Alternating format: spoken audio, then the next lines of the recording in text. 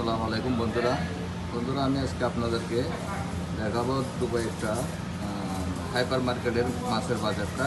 আমি আপনাদেরকে দেখাচ্ছি, দেখেন এখানে কত ধরনের মাছ আছে। এখন আপনারা না দেখলে এগুলো বুঝতে পারবেন না। এখানে বাংলাদেশি অনেক মাছ পাওয়া যায়, যেমন এটা হচ্ছে রুই মাছ। দেখেন এখানে আরও বিভিন্ন ধরনের মাছ আছে।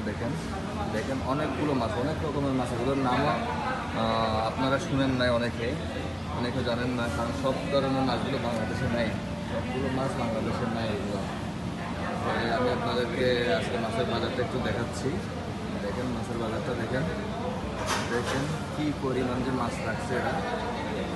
আজকে সকালের টাইম, তাই কাস্টমার নাই, কাস্টমার কম, কিন্তু বেলা ভাড়ার সাথে সাথে কাস্টমার প্রচুর।